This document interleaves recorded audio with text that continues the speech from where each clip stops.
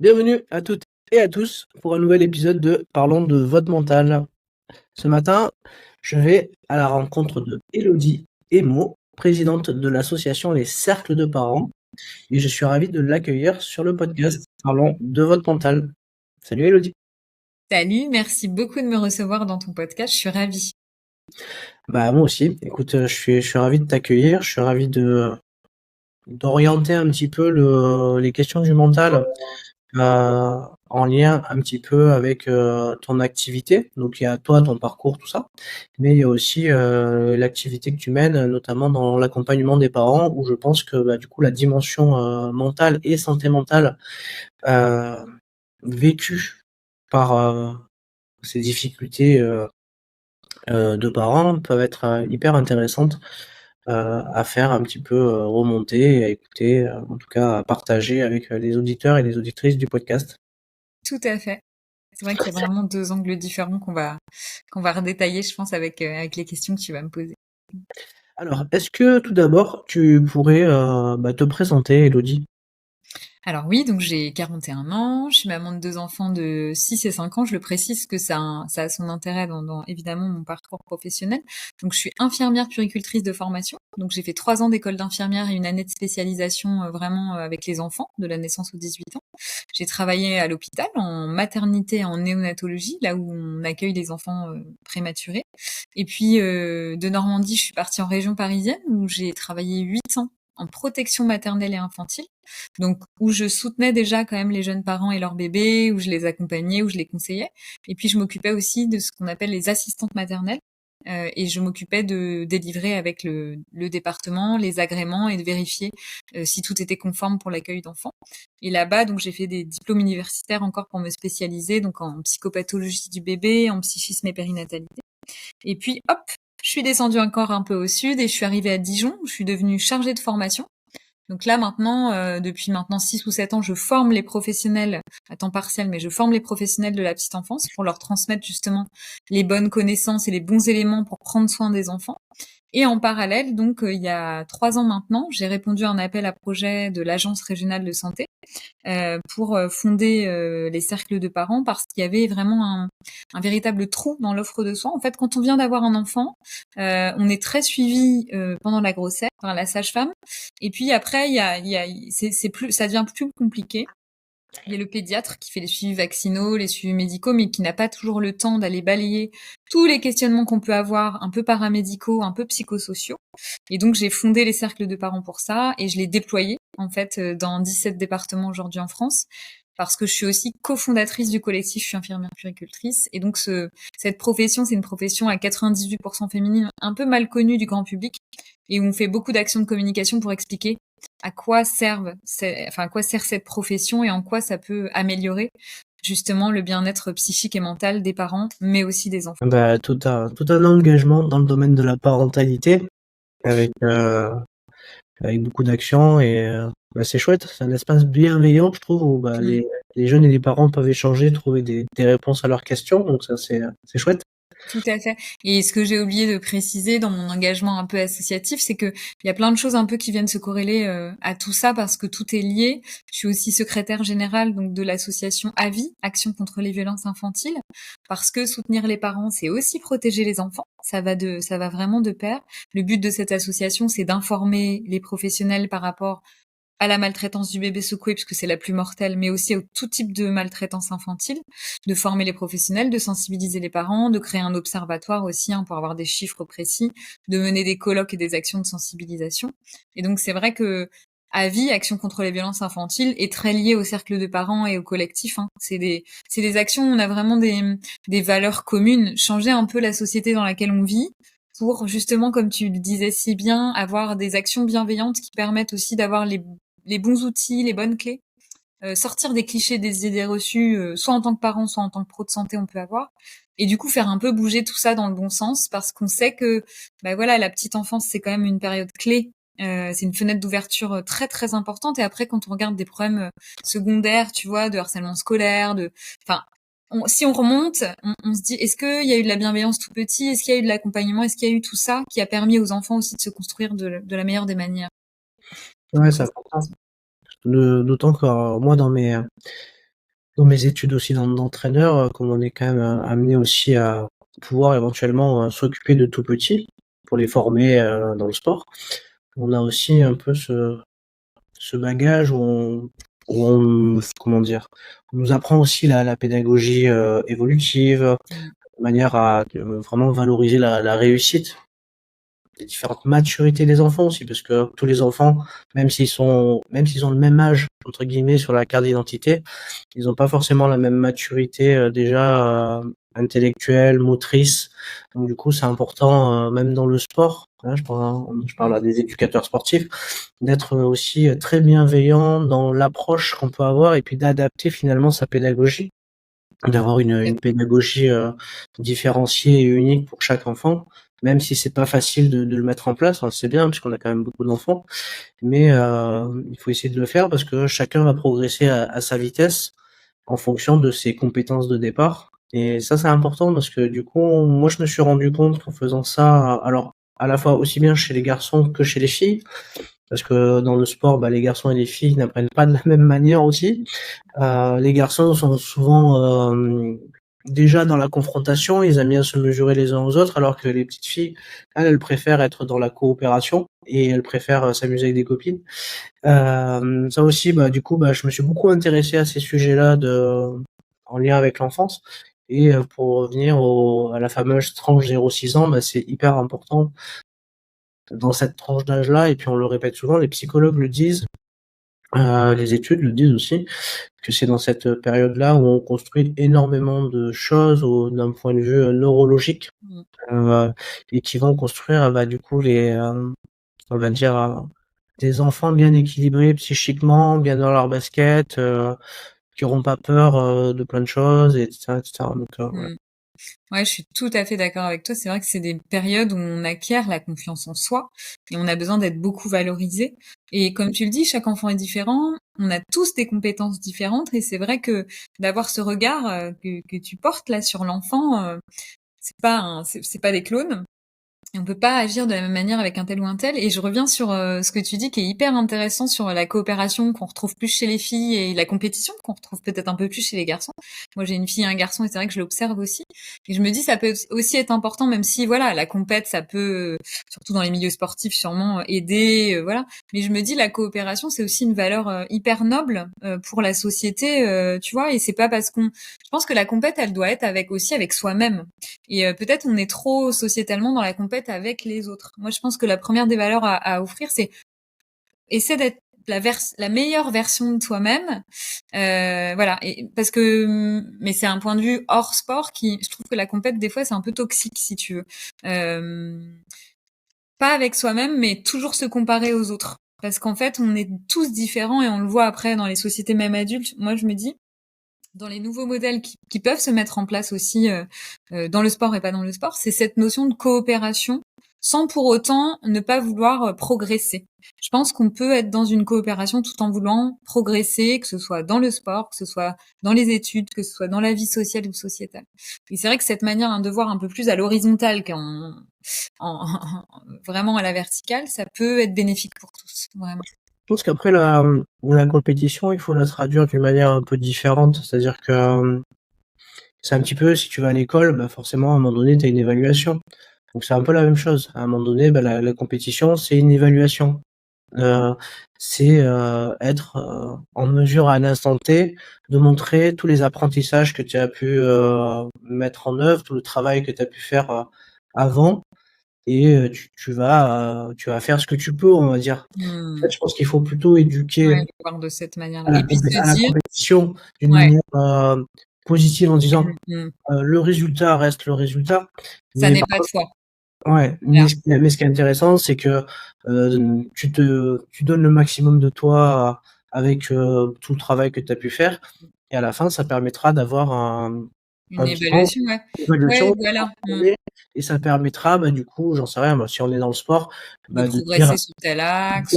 à ton coach, par exemple, bah, que, bah, là, bah, tout ce que tu as travaillé, c'est acquis et tu as réussi à le faire. Ça, on peut continuer encore à le travailler, et puis je trouve que voilà, ça, c'est important. Et dans Je le suis sport, complètement d'accord avec toi. Moi, mes élèves, souvent, je leur dis, ça vous représente pas, mais ça représente à un moment donné la situation. Et donc, ça va permettre de dire, bah voilà, sur tel axe, faut que je bosse un peu plus. Ou bah là, j'ai pas réussi mon examen. Ok, c'est pas grave. C'est pas grave. Ça veut dire que je vais rebosser. Je vais peut-être passer un rattrapage, mais pour autant, je vais peut-être avoir une bien meilleure note que si j'étais passée de justesse, tu vois, au premier examen. Donc ouais, je suis entièrement d'accord avec la manière de cette évaluation, de cette mise au point un peu. ouais, puis c'est ce qui est intéressant, c'est de, comment dire? Je cherche le mot j'aime bien rappeler que, en fait, la compétition, c'est un challenge et souvent, bah, il faut être challengé pour avoir envie de répéter, travailler, refaire les mêmes choses. Enfin voilà, l'apprentissage de toute manière, c'est répéter donc Mmh. et c'est souvent répéter les mêmes choses. Très souvent la compétition, ça vient donner un peu du fun finalement à l'apprentissage et ça peut être un moment aussi sympa, De jeu. ouais, de jeu, et ce qu'il faut pas oublier, c'est que pour pouvoir conserver sa motivation, il y a quand même 2 choses et 2 ingrédients qu'il faut jamais oublier, à pratiquer ou à faire l'activité, qu'on aime et 2, avoir le sentiment qu'on progresse Mmh. et Le c'est ces 2 plaisir et la progression. Mmh. voilà et c'est ces 2 ingrédients-là qui finalement, mis bout à bout, nous permettent d'être motivés au quotidien pour continuer, en fait Mmh. et donc ça, c'est important, voilà et de Ça, je détacher suis ouais, ouais. Non, mais le c'est vrai, le plaisir, c'est fondamental, mais de tu vois, détacher du résultat, du coup. ouais, ouais, ouais. Non, mais ça me fait hyper écho parce que je me dis dans les projets Xemen, c'est ça. C'est cette idée de, OK, j'ai franchi un cap. Qu'est-ce que je fais après pour reprogresser? Et la notion de plaisir, parce qu'en fait, s'il y a pas de plaisir, la motivation, elle a quand même pas la même saveur. De toute manière, Elle en a presque plus même. Mmh.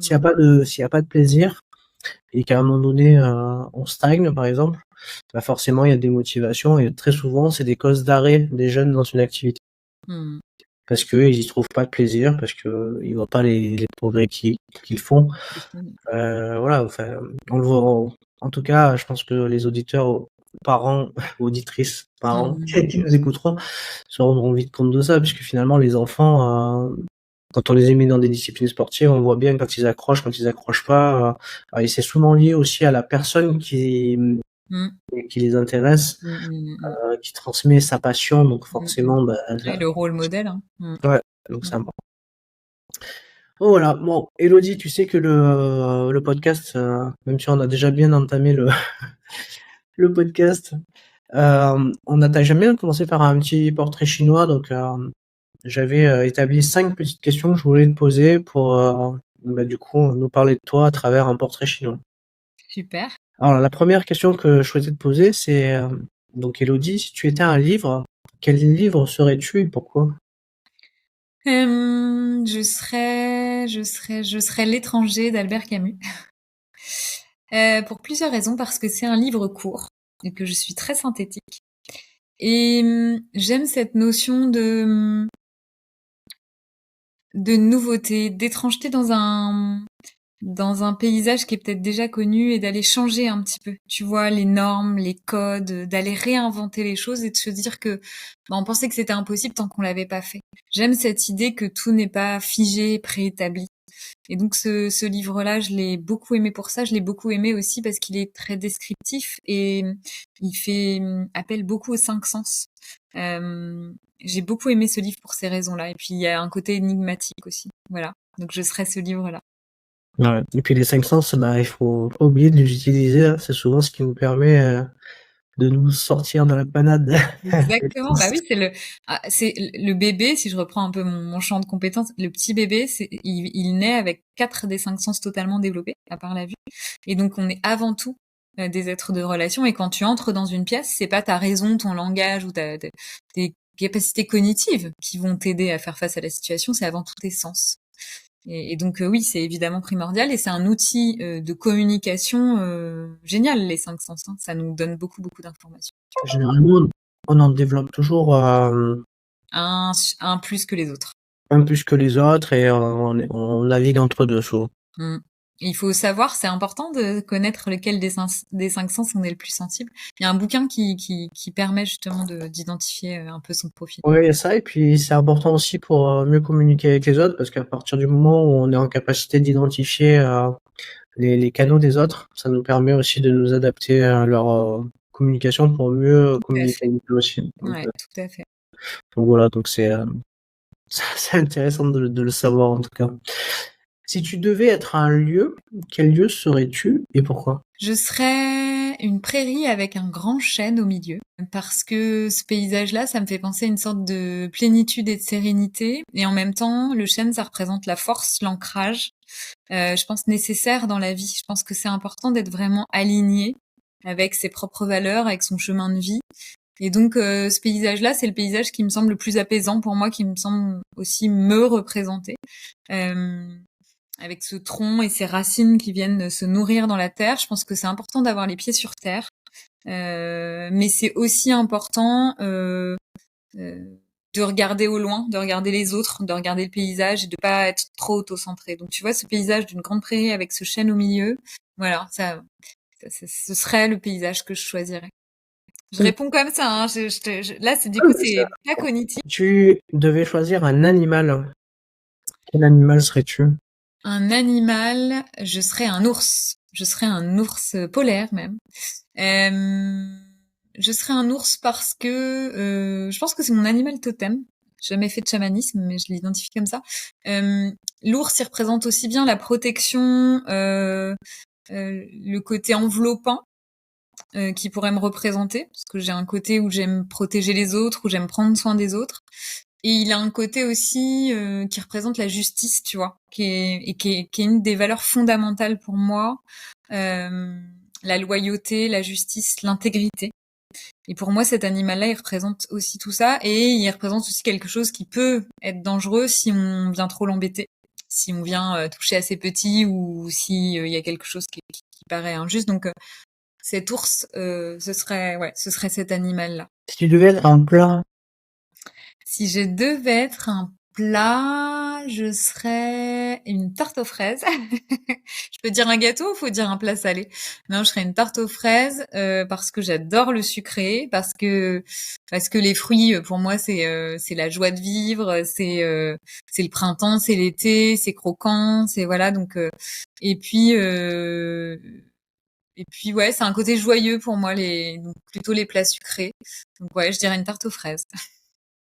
et une petite dernière. Si tu devais choisir une couleur, Je dirais le vert. C'est pas forcément ma couleur préférée, mais si je devais choisir une couleur, ce serait celle-là, parce que c'est la couleur qui symbolise l'espoir. Et je suis pleine d'espoir. Voilà, moi ma vision des choses c'est toujours voilà, tu as des déceptions dans la vie, t'en as toujours, il y a des jours où tu te lèves, tu te prends 10 portes claquées, hop, mais je vais me concentrer sur la porte qui s'ouvre. En fait, c'est ça le fait de progresser chaque jour et qui me donne envie de progresser. Ça veut pas dire que tu changes d'humeur et enfin, tu changes jamais d'humeur et qu'il y a pas des jours où tu te dis ah, fais suer, j'ai pas réussi à ça, je suis un peu moins bien que les autres jours, mais mon mantra, mon leitmotiv, c'est de me dire OK, tu te relèves, tu marches et tu continues d'avancer. Ne jamais s'arrêter, continuer d'avancer. Donc cette couleur, elle symbolise ça, l'espoir de toujours le meilleur est à venir. Voilà, c'est un peu ça, cette couleur. ok. Bah, écoute, déjà, merci pour ce petit portrait chinois. Alors, j'ai fait un peu différemment pour ce podcast avec toi, dans le sens où la plupart du temps, je pose des questions en lien avec la préparation mentale de l'invité, ou en tout cas, euh, sa psychologie par rapport à ce mot-là. Là, j'ai scindé en deux parties, en fait. Il y a une partie qui est plus liée à toi et une partie qui est plus liée à ton activité. C'est-à-dire, j'avais quelques questions à te poser en lien avec la santé mentale et la parentalité. Et je pensais que c'était important aussi d'avoir ces Ouais. réponses pour moi et de l'en faire profiter aussi les auditeurs et les auditrices. Donc, ma première question, c'est quelle est l'importance de la santé mentale dans la parentalité? Alors, c'est important. Déjà, ce qu'il faut resituer, c'est peut-être les chiffres. Il y a presque 20% des mères, 17% des mères qui font une dépression du postpartum et près de 10% des pères. Et encore, ces chiffres-là, ils sont minimisés. Donc en fait, quand on vient d'avoir un enfant, c'est une période de grande vulnérabilité. C'est-à-dire que bah, tu as des enfants, tu le sais, quand on devient parent, on change, on bouge, on change de position, on n'est plus que l'enfant de quelqu'un, on devient le parent de quelqu'un d'autre et ça vient réactiver tous les mécanismes très de l'enfant qu'on a été, mais aussi des choses qu'on a pu vivre après. Et donc cette grande période de fragilité, elle se doit à l'idée des mères maternelles en France, c'est le suicide. C'est quand même pas rien, c'est un sacré problème de santé publique. Derrière, les maladies cardiovasculaires. Et de très très peu, hein, c'est 13 et 14%. Donc quand on sait ça, quand on sait que c'est une période de grande vulnérabilité, et qu'en plus les codes sociaux ont changé, on en parlait tout à l'heure avant le podcast, mais on ne demande plus la même chose aux parents. Avant, on leur demandait d'éduquer leurs enfants dans l'autorité, enfin, jusqu'à il y a peu deux générations en arrière, voilà. Il y avait l'autorité parentale avec l'adulte tout en haut, l'enfant tout en bas. Jusque dans les années 70, on opérait les bébés à cœur ouvert sans anesthésie pour te resituer comment on considérait les enfants. Voilà, ouais, ça c'est véridique, c'est hyper choquant. Tu vois, aujourd'hui, tu lèves les yeux, je vois ta tête et je me dis, mais oui, c'est horrible. Parce qu'on pensait qu'ils n'avaient pas de système nerveux aussi définitif que le nôtre, ce qui est totalement faux. Donc t'imagines la souffrance. Hein. Et donc on a cheminé vis-à-vis des droits de l'enfant, mais du coup ça implique aussi de cheminer vers le positionnement et les devoirs des parents. Donc il y a le fait que psychiquement c'est une période de vulnérabilité et il y a les codes sociétaux qui ont changé, ce qui fait une double injonction sur le dos des parents, plus sur les mères encore que sur les pères parce que les choses bougent, mais tu vois le congé paternité s'est allongé dernièrement en 2000, enfin il y a 2 ans là, mais il n'est pas encore aussi long que celui des mères. Pour autant les pères, ils ont aussi besoin d'avoir ce temps d'appropriation et de connaissance. Donc les projets et les actions que je mène, elles sont fondamentales parce que si tu n'accompagnes pas les parents et que tu ne les soutiens pas dans cette période où ils ont besoin d'être coucounés, puisqu'ils sont fragiles, tu ne leur permets pas de bien porter leurs enfants. Et avec les découvertes en neurosciences et avec tous les travaux qui ont été faits par des grands chercheurs sur l'attachement, tu sais, on parlait de confiance en soi tout à l'heure. Mais en fait, si t'as pas une figure d'attachement sécure, quelqu'un qui est solide et qui peut te porter, puisqu'un bébé, c'est vulnérable. Un bébé, ça peut pas se débrouiller tout seul. C'est totalement dépendant d'un adulte. Très logiquement parlant, si t'as pas un adulte bien stable, qui peut pas tenir un bébé bien stable, ça veut dire que ton bébé, dès le début, il va être bancal. Et donc, sa confiance en lui, son assise, sa découverte du monde, elle va être compliquée. Et c'est pour ça que faire des actions comme la mienne ou comme d'autres, de prévention, d'accompagnement, de soutien, on sait que c'est primordial aujourd'hui, les études le démontrent. Et donc, de fait, la santé des parents et des enfants, elle est extrêmement liée dans cette période des 0-3 ans. Et ouais, mais c'est vrai, hein, c'est important. Hein. Du coup, tu m'as fait revoyager. Bah oui, je t'ai fait te remémorer ce qu'on Ouais, vit quand on devient parent. Ça veut ouais. pas dire qu'il n'y a pas des périodes après qui sont complexes de nouveau. Mais cette phase, en fait, c'est la base de ta maison, si tu veux, la petite enfance. Pour toi aujourd'hui, pour moi aujourd'hui, c'est nos bases de maison. Et si le plancher, il est pas stable, tout ce que tu construis après, ce sera instable. Et donc la fenêtre d'ouverture d'appel d'action, tant que les pouvoirs publics auront pas, enfin il y en a certains qui ont compris, hein. Si je pense à Adrien Taquet ou à d'autres, ils ont très très bien compris cette importance, mais il y a encore des gens qui le disent en communication, mais qui n'ont pas encore saisi l'aspect fondamental d'investir sur cette période-là, parce qu'elle est déterminante pour tout le reste. Tu vois, c'est comme si je te disais, je sais pas quoi, tu commences un chantier et puis tu fais mal tes fondations. C'est évident il va y avoir des problèmes après. C'est la même chose. Ah ouais. Et puis, moi, ça me fait penser que, tu vois, dans cette période-là, donc en fait, il y a la période, de toute manière, toi, en tant qu'homme, tu peux pas faire grand-chose à part soutenir. Mais après l'accouchement, cette période-là où finalement, tu peux faire beaucoup de choses. Et en fait, Fondamental. c'est là où il faut être présent. Et moi, je sais que j'ai passé, tu vois, je me levais souvent la nuit. L'objectif était tu vois, de partager aussi les moments intenses parce que finalement, tu dors moins. Et encore, j'ai eu beaucoup de chance parce qu'au bout de 2-3 mois, aussi bien l'un que l'autre faisait les nuits. Ouais, Mais c'est important, je pense, parce que c'est aujourd'hui, fondamental. ouais, mais aujourd'hui, je le vois parce que les liens que tu crées à ces moments-là, en fait, tu les retrouves aussi après. En fait, tu te rends compte que, tu trouves on parlait de parents stables. Très clairement, en fait, les enfants identifient les parents qui sont stables et ceux qui Mais le bien sont sûr.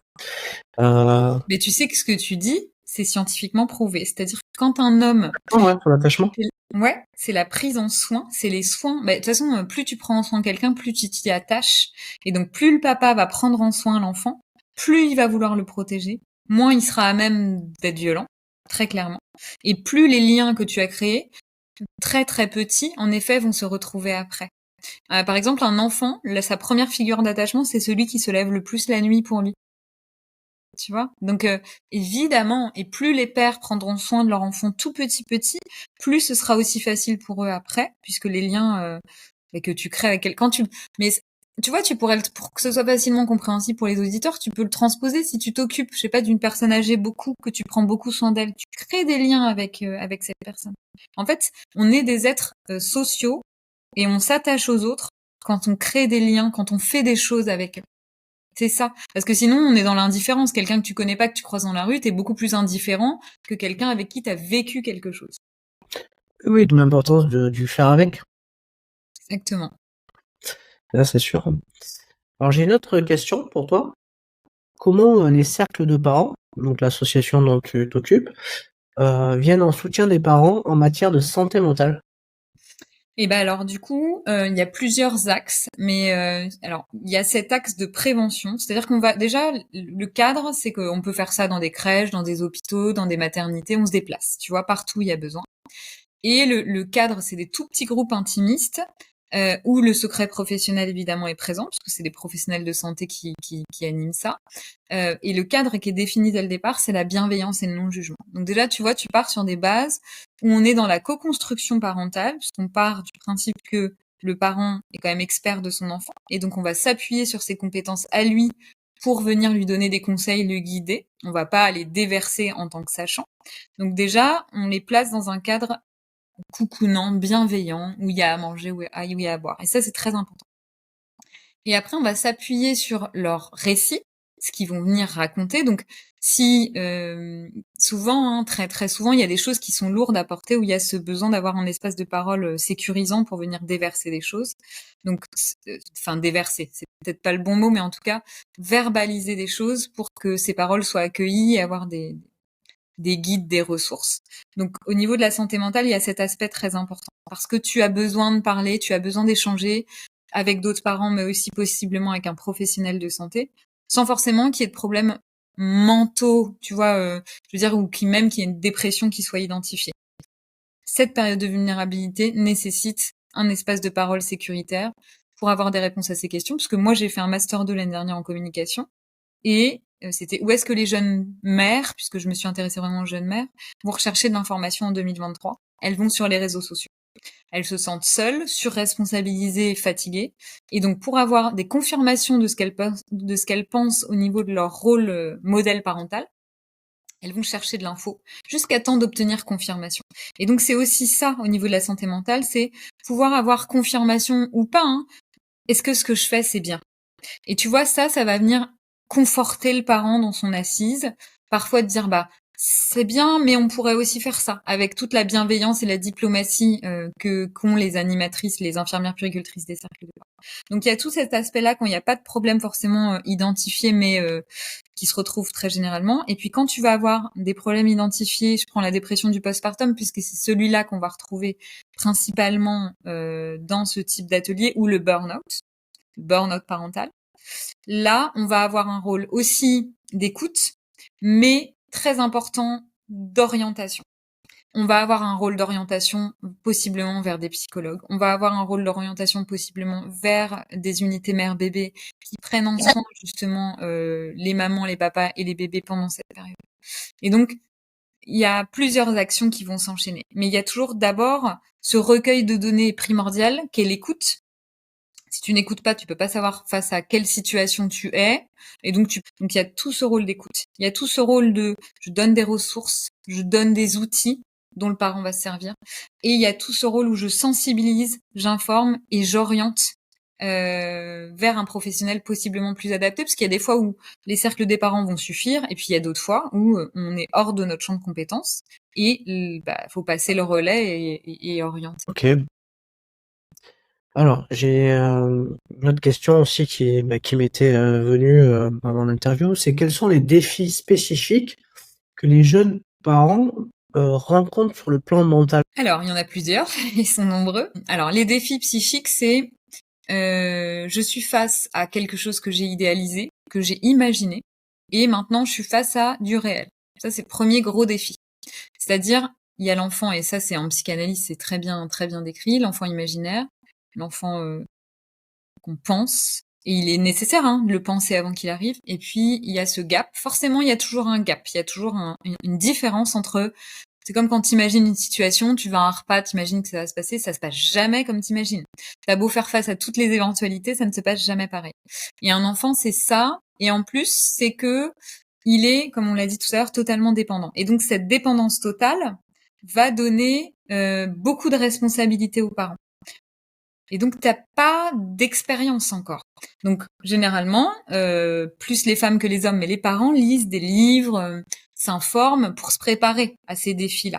Sauf que tu n'apprends vraiment que par l'expérience. Donc, les livres et les bouquins, les podcasts et les films qu'on peut regarder ne donnent pas ce côté expérientiel qui te permet d'acquérir justement de nouvelles compétences. Et donc, le plus gros des défis, c'est qu'en fait, le devenir parent est un processus maturatif. Et ça, on le dit pas assez aux parents. Se surajoute à ça le fait que on a dit bébé était dépendant, mais il est dépendant au niveau du sommeil. Il est dépendant au niveau des soins. Il est dépendant au niveau de l'alimentation, enfin de tout ça. Et donc, ils ont un défi parce que, pour un premier enfant, tu t'occupes de toi, c'est déjà une grosse charge quand t'es un jeune adulte. Là, on va te demander de t'occuper de quelqu'un H24 parfois, tu vois, sans beaucoup dormir. Et donc ça, c'est très difficile parce que déjà, c'est des nouvelles choses, des nouveaux soins, des nouveaux actes. Et en plus, physiquement, t'es souvent assez fatigué. Alors, tu disais tout à l'heure, j'ai de la chance, 2-3 mois, mes enfants faisaient leur nuit. En moyenne, un enfant sur 2 fait pas ses nuits avant 1 an. Et ça, pourquoi? Parce que c'est comme la marche. C'est pas en un claquement de doigts qu'on dort. On voit, nous, quand on a des soucis, on a des cycles qui durent 1h30, on se réveille, tous nos cycles, parce qu'on est perturbé. Les bébés, ils ont des cycles au début de 20 à 30 minutes. Ça veut dire que pour enchaîner 2 cycles, c'est beaucoup plus complexe. Et donc, du coup, il faut être accompagné parfois. Il y a des bébés qui ont des facilités, d'autres un peu moins. Donc, en fait, les défis majeurs des parents, c'est apprendre à entrer en relation avec ce nouveau petit être totalement dépendant, qui va demander beaucoup de temps, beaucoup d'énergie. Et en même temps, j'ai pas de notice, quoi. C'est nouveau pour moi. Tu vois, c'est comme commencer un nouveau job où t'as pas la fiche de poste. Tu te débrouilles, tu fais comme tu peux. Et donc, au fur et à mesure, tu vas apprendre. Et se surajoute à ça une grosse fatigue physique, mais aussi psychique, parce que la responsabilité d'avoir entre les mains un nouveau-né très fragile, faut pas la négliger. Ben oui, c'est sûr. Donc, ça fait beaucoup de choses, en fait. Ouais, Ouais. ça fait beaucoup de, ça fait beaucoup de défis, et puis, Ouais, beaucoup de mais bon. défis. Mais je te rejoins sur de toute façon, il faut faire pour apprendre, de toute façon. C'est ça, c'est ça. Mais c'est valable pour la parentalité, en fait, et c'est valable pour beaucoup de choses. Si tu fais pas, tu apprends moins bien, quand même. Si tu regardes juste, tu apprends moins bien que si tu fais. Alors, comment on peut favoriser la bienveillance envers soi-même en tant que parent? Alors là, tu me parles à moi en tant que mère ou à moi en tant qu'infirmière puéricultrice? Bah non, c'est plus pour les parents, tu vois, qui nous écouteraient, Ouais. mais parfois on se culpabilise de pas faire bien, et cetera, tu vois? Donc, Le comment... meilleur des conseils que je pourrais donner, c'est de s'écouter. C'est le conseil le plus important qui soit. Que les parents soient face à des pros de santé qui ont plein de connaissances, ou des grands-pères et des grands-mères, ou des oncles et tantes qui ont déjà eu des enfants, ils ne savent pas qui est leur propre enfant.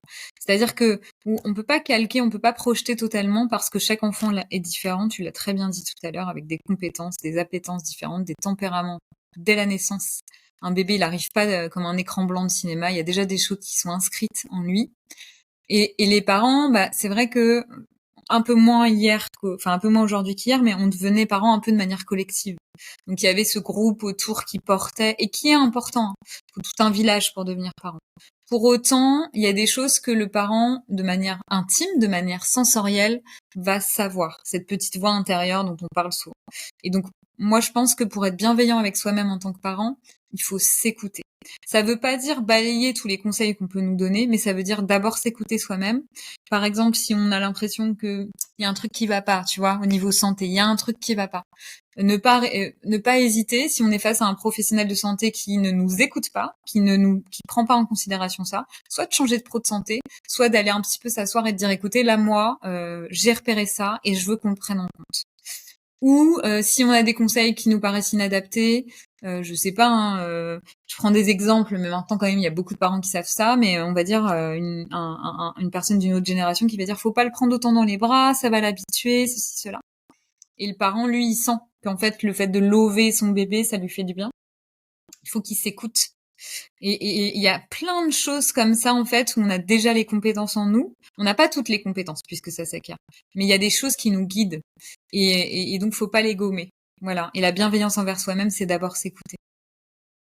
Ok, bah écoute, merci. C'était les questions que j'avais envie de te poser sur sur cette partie-là. Là, j'ai envie du coup de revenir un petit peu sur Super intéressant tes questions, en tout cas. la manière un petit peu du podcast habituel, hein, la manière et revenir un petit peu sur parler du mental, parler de toi, ton parcours, etc. Donc, si tu devais définir toi personnellement ce mot, le mot mental, voire qu'on associe beaucoup actuellement à la santé mentale, tu le définirais comment? Moi, je le définirais comme la nécessité d'avoir mon mental à moi, c'est la nécessité d'avoir cet équilibre qui me permet d'avancer. J'en ai parlé un petit peu tout à l'heure, mais la santé mentale, pour moi, elle est quand même importante pour mener des actions, mener des projets, faire bouger les choses. Et pour moi, c'est primordial aussi d'avoir une bonne connaissance de soi, très intime. Donc moi, par exemple, tu vois, j'ai aucun souci, je fais des travails psychanalytiques très réguliers. Mon vie est de prendre soin de mon mental régulièrement, d'aller évacuer ce qui est toxique, ce qui peut me parasiter, et autant d'aller prendre conscience de mes forces et de les cultiver, quoi, hein, de les mettre en avant. Alors, est-ce que tu as une pratique du coup personnelle? Bah là, tu viens de nous dire un Oui. petit peu une partie de la réponse, mais comment tu entretiens ton bien-être mental et notamment ton bien-être mental en tant que présidente des cercles des parents? Parce que finalement, tu es au contact de beaucoup de gens. Ouais, je suis au contact de beaucoup de gens. Alors, je fais de la psychanalyse, voilà, à titre personnel. Je fais aussi beaucoup de sport. Je pense que le sport, ça aide à garder un bien-être mental.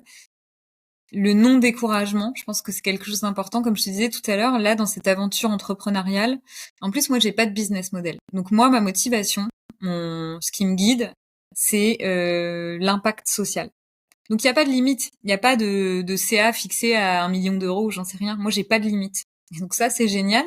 Parce qu'en fait, tu disais, faut du plaisir tout à l'heure Mmh. et de la progression. Et moi, j'ai un seuil de progression qui est, je vois pas de limite, si tu veux. Donc ça permet et le plaisir, puisque c'est quelque chose qui me procure du plaisir d'avoir de l'impact social dans la société dans laquelle je vis, et la progression qui est très très haute me permet toujours de me dire, ok, je franchis une marche, je regarde pas beaucoup derrière moi, je regarde toujours devant moi, c'est vrai. Alors des fois c'est décourageant, parce que des fois je me dis purée, comme je te dis, bah voilà, je me suis pris 10 vents, mais je me concentre sur la porte qui s'ouvre et la marge de progression qui s'offre à moi. Et ça se travaille parce que c'est pas facile, c'est même difficile. C'est une course d'endurance. Voilà, c'est une course qui dure tout le temps, qui s'arrête jamais. Et je pense que pour réussir à continuer de courir, il faut, bah voilà, prendre soin de soi, physiquement, mentalement. Ça passe par le sport, ça passe par la psychanalyse, ça passe par des moments de plaisir en famille, ça passe par, voilà, il faut des zones de plaisir importantes pour pouvoir continuer d'être ultra motivé dans cette progression-là et pas se décourager et pas se dire je laisse tout tomber. Au fond, pourquoi je fais ça? Pourquoi je me fais suer? Tu vois? Il Ouais. peut y avoir au bout d'un moment ce côté, parce que je suis pas dans cette notion de valorisation d'argent. Il n'y a pas ce côté-là. Voilà. Et ça fait pas partie de mes valeurs.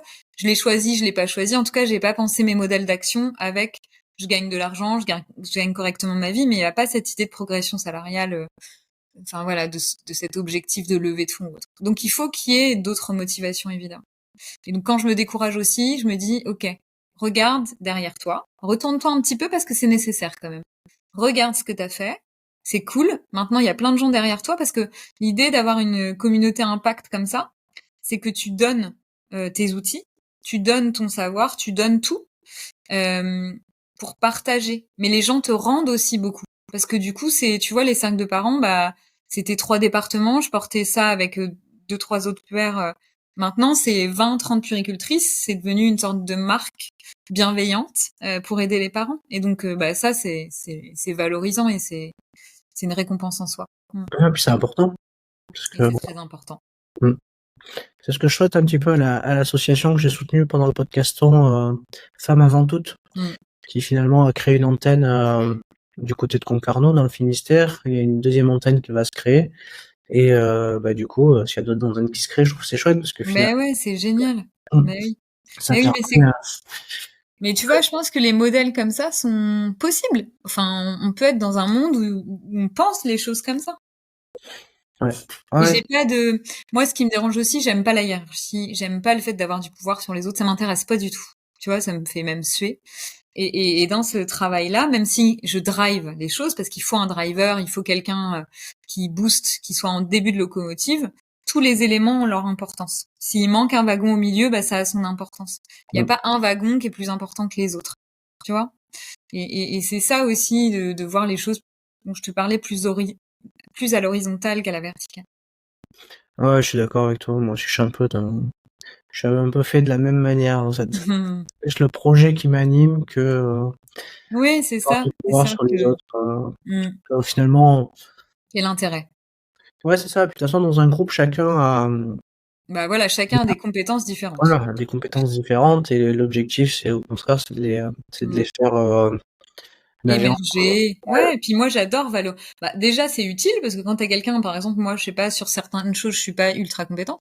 Je pense à une nana qui est ultra compétente, elle fait des affiches de com et tout ça, mais c'est génial, je suis hyper contente. Moi, c'est top parce que ça nous fait avancer et puis j'adore la valoriser. Je prends du plaisir, elle me donne beaucoup en m'aidant et donc moi j'ai beaucoup de plaisir à la valoriser en échange, tu vois. Voilà.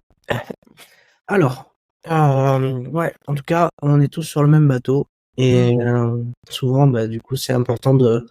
Je pense que dans le bateau, c'est qu'on aille tous dans la même direction, en fait. Exactement. Voilà. Après, on n'a pas tous les mêmes valeurs tout le temps. Et c'est pour Ouais, ça que je te parlais, c'est pour ça que je te disais, alors, je suis complètement d'accord avec toi avec les évaluations, mais c'est pour ça où il y a un moment donné où pour moi, dans certains domaines, la compète, elle peut être toxique. Parce qu'en fait, tu vois, dans une organisation, dans une entreprise, quand t'as des gens qui sont pas en compète avec eux-mêmes, mais qui sont en compète avec les autres et qui vont leur mettre des petites peaux de banane sur leur route parce qu'ils ont peur qu'on les dépasse, pour moi, là, la compète, elle devient pas saine. Tu vois? Et c'est en ça l'ego et la compète associés avec des gens qui veulent avant tout réussir en se disant bah non mais moi je peux réussir avec les autres, pas toute seule devant en écrasant les autres, tu vois. C'est ça en fait que je voulais dire. Ouais. attends, je vais... Je te voyais. Voilà, j'ai toussé, j'ai remis mon... Ah.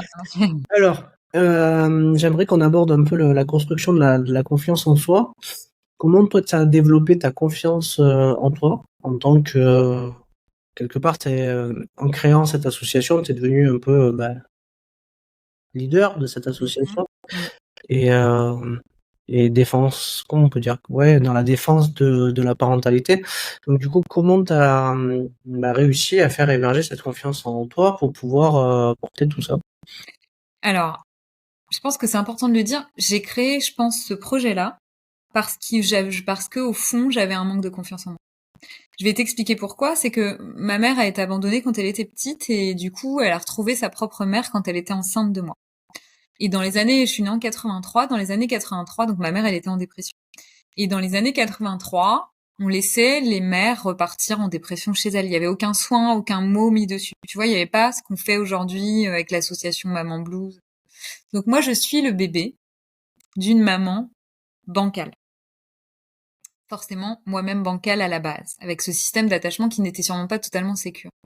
Et donc, moi, j'ai beaucoup travaillé sur moi, comme je le disais tout à l'heure, justement, pour comprendre tout ça. La connaissance de soi, ça amène à des changements de comportement. Mais si tu veux, quand j'ai lancé les cercles de parents il y a 3 ans, j'avais pas conscience totalement de tout ça. Je l'ai découvert dans ce parcours entrepreneurial. Et en fait, je dirais que je cherchais à mettre des échafauds sur un truc pas très bancal, avec un projet qui me dépassait un peu, si tu veux. Hein. Et j'ai pris conscience de ça. Maintenant, je l'ai dépassé. C'est-à-dire que maintenant, j'ai dépassé ça. Et en effet, par mes actions, mais aussi par le travail que j'ai réalisé sur moi, j'ai confiance en moi aujourd'hui. Donc en fait, je pense que tout engagement naît de quelque chose qui t'anime de manière hyper puissante.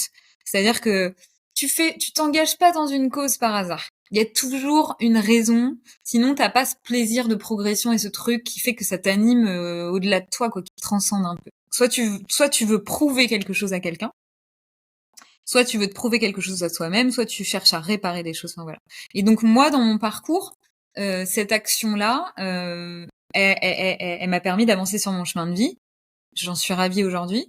Maintenant, j'arrive à une autre étape, c'est-à-dire que j'ai pris conscience de tout ça. Mon projet là, il est porté par plein de puéricultrices de France. Il va continuer d'avancer, je l'espère. Mais ça, je dirais que ça m'a permis de prendre conscience plutôt que de prendre conscience de cette confiance en moi. Ça m'a permis de prendre conscience des failles qui m'empêchaient d'avoir plus confiance en moi. Je sais pas si c'est clair ce que je dis, Ouais, mais je comprends. ouais. J'ai compris. Donc voilà. Bon, après, souvent, la confiance, elle s'acquiert par l'expérience et le fait de faire. Mm. Dire, celui qui est pas Oui, bricoleur et qui commence à bricoler, bah, au fur et à mesure, et ben, il va prendre confiance. aussi. Il y a combien qui ont peur de faire un trou dans un mur Ben oui. bon, bah, c'est en faisant un et après on se dit bah tiens j'ai réussi donc bah je peux en faire je peux le refaire quoi.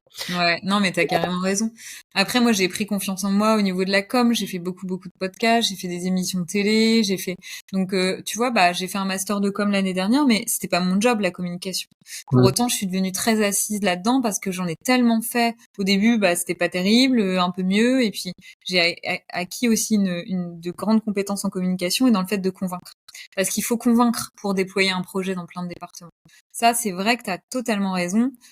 Pour convaincre les autres et devenir un peu leader d'un projet, bah faut que tu démontres une certaine assise, quoi, que les gens aient confiance en toi, et c'est vrai que ça, t'as totalement raison. Je l'ai déployé au fur et à mesure avec cette expérience, petit à petit, petit trou par petit trou.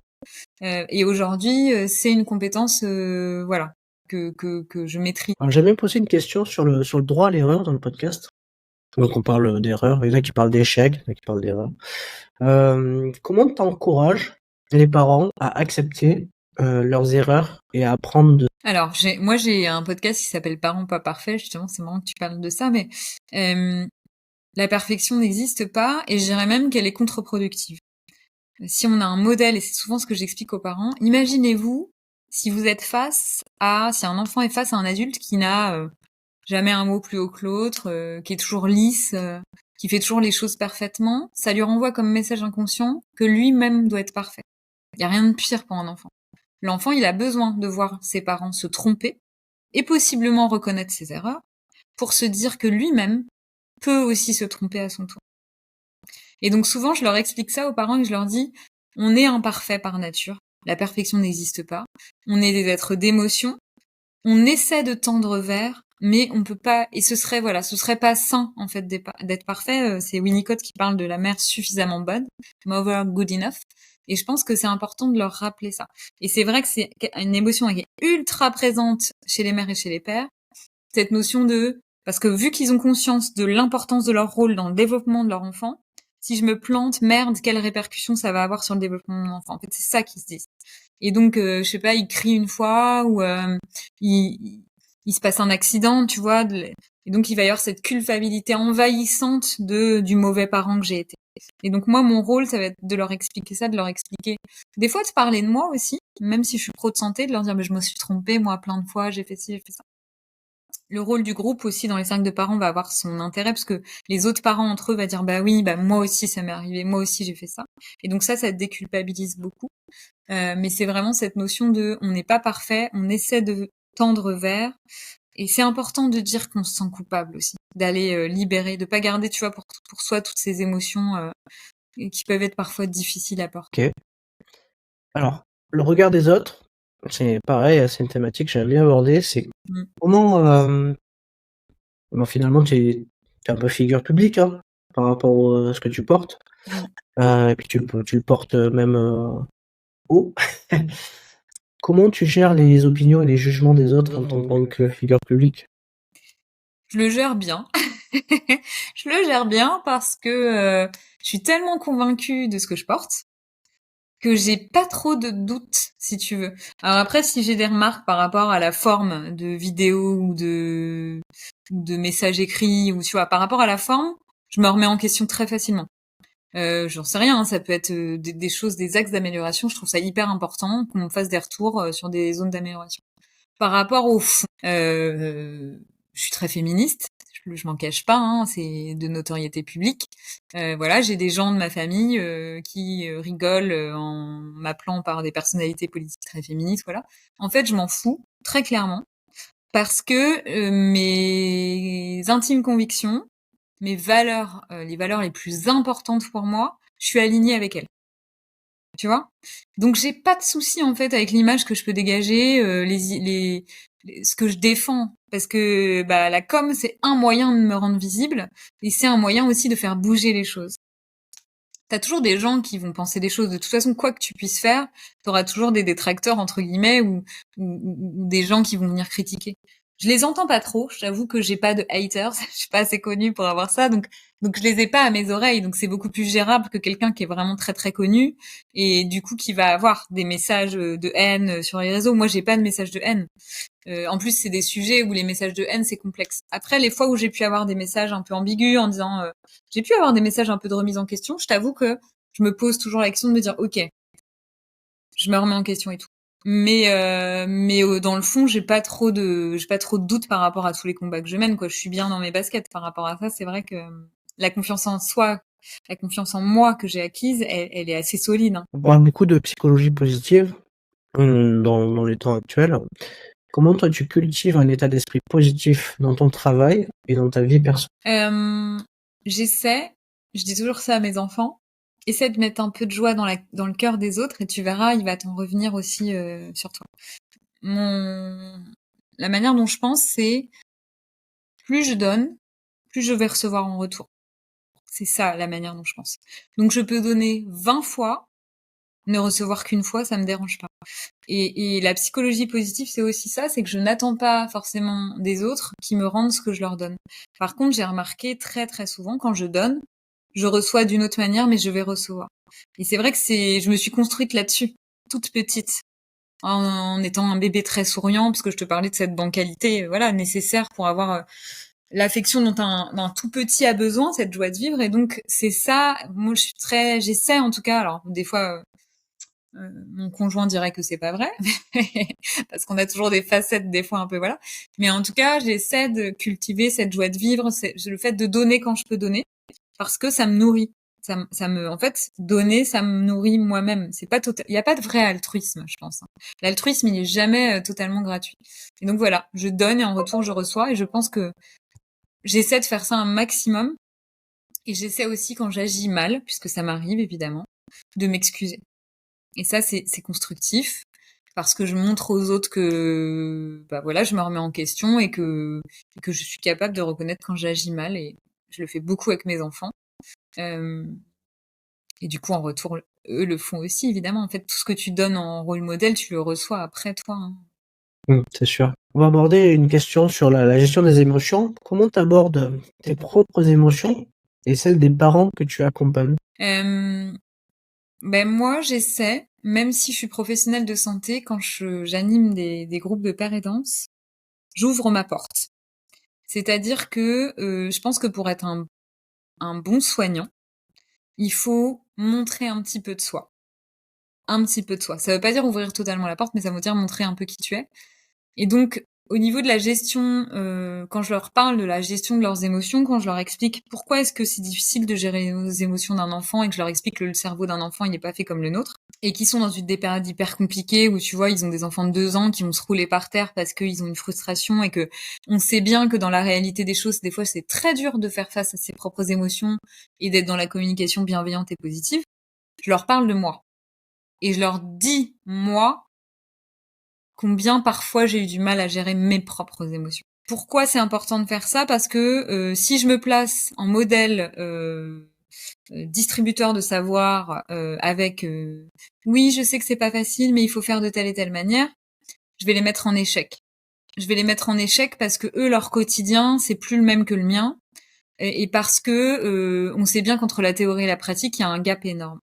Et donc, moi, j'essaie de donner un peu de mon expérience aussi de mère qui a des enfants un peu plus grands, qui ont 5 et 6 ans. Parce que moi aussi, j'ai eu des difficultés, comme tous les parents. Et donc, de cette manière-là, je les amène à réfléchir sur c'est pas simple, c'est complexe. Parfois, on va se tromper, on va chuter. Ok.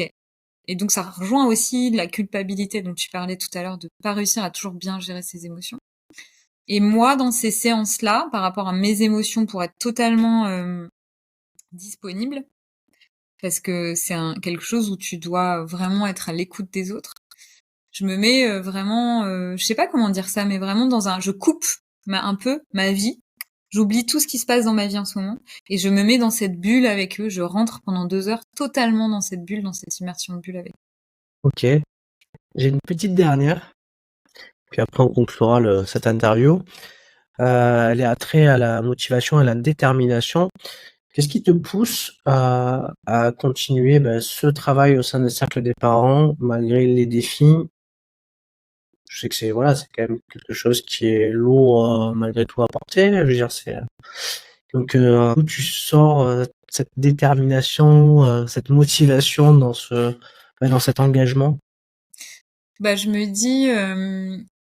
dis, quand je serai vieille, quand je serai une vieille dame, j'ai envie de pouvoir me dire que j'ai changé, que j'ai eu un impact sur le monde dans lequel je vis, dans le sens positif du terme si possible. Et c'est ça ma détermination. C'est qu'en fait, on est face à plein d'injustices, plein de choses qui nous paraissent pas justes. Alors, on parlait des femmes et des enfants, c'est vrai que c'est mes sujets, hein. C'est mes sujets parce que c'est comme ça, voilà, hein. Non, je suis ultra contre la violence faite aux hommes, bien évidemment, mais mes sujets à moi, c'est les violences faites aux femmes, c'est les violences faites aux enfants parce que c'est des choses intimes. Je suis une femme déjà, donc moi-même j'ai vécu des tas de choses injustes et en devenant mère, mais bien avant. C'est pour ça que tu vois, je te parlais du podcaston avec cet asso génial. Et donc ça me porte forcément parce que j'ai une fille, parce que j'ai un fils, parce que j'ai envie qu'ils grandissent dans un monde un petit peu plus juste à différents niveaux, que j'ai envie que mon fils ce soit un père investi dès le début et que peut-être ma fille, elle porte moins ce poids très lourd sur ses épaules, parce que j'ai envie que les petits enfants ils soient protégés et qu'ils subissent plus de violence et que mon amie au-delà fit ça se reproduise jamais ce qu'elle a vécu, tu vois, d'avoir son bébé secoué à l'âge de 2 mois et qu'il soit décédé, parce que j'ai plus envie que ces choses-là arrivent, parce que j'ai plus envie que les femmes soient violentées, maltraitées, violées. Pour toutes ces raisons-là, ces actions-là au démarrage de la vie, elles me semblent primordiales, tu vois. Sensibiliser les professionnels de santé, sensibiliser les parents. Et donc, à ma petite échelle, ma détermination, elle vient de ce truc de me dire, je suis un petit colibri, je fais ma part. Ok, mais écoute, Elodie, je te remercie pour cette belle interview qui a duré Merci à toi quasiment infiniment. 1 heure.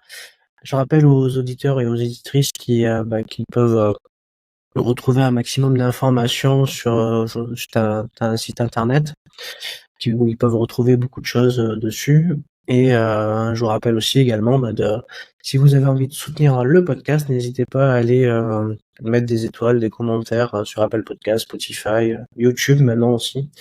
Et merci beaucoup pour votre soutien au quotidien pour le podcast, et encore un grand merci à toi Elodie de m'avoir accordé ce temps et cette belle interview sur un sujet important. Merci infiniment à toi pour tes super questions qui ont fait émerger des choses, tu vois, que j'avais jamais encore dites dans aucun podcast, donc je suis ravie. Bon, merci beaucoup.